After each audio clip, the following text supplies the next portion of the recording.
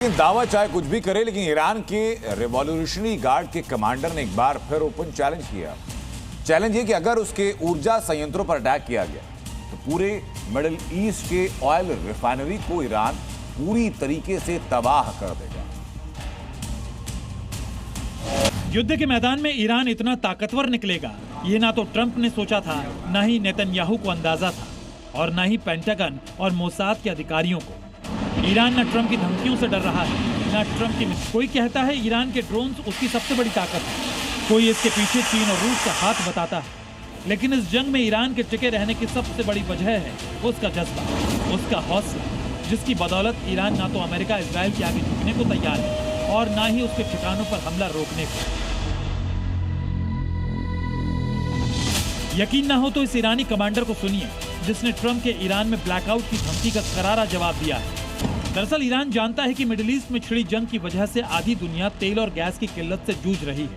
Straight of Hormuz में दर्जनों देशों के ऑयल टैंकर से लदे जहाज फंसे हुए हैं। ऐसे में अगर मिडिल ईस्ट के तेल और गैस भंडार नष्ट हुए तो अमेरिका समेत आधी दुनिया में त्राहिमाम मच जाएगा।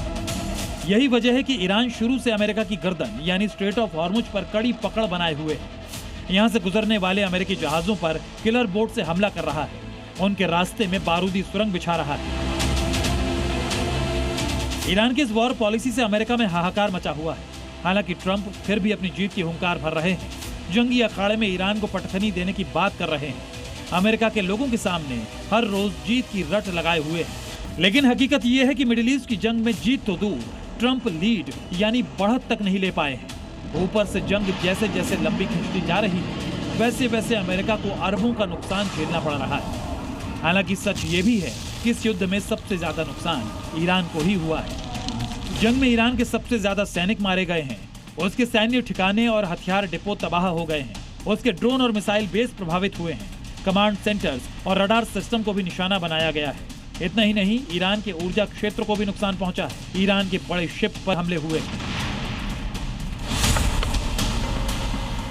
लेकिन इतना कुछ होने के बावजूद भी ईरान 14 दिन से युद्ध में टिका है। दुनिया के सबसे शक्तिशाली कहे जाने वाले देश को बारूदी जवाब दे रहा है। खाड़ी देशों में जहां जहां अमेरिकी बेस हैं, वहां मिसाइलों से हमला कर रहा है। ईरान की ये अलगार नेतन्याहू और ट्रंप के लिए चुनौती भी है और बड़ी चिंता भी।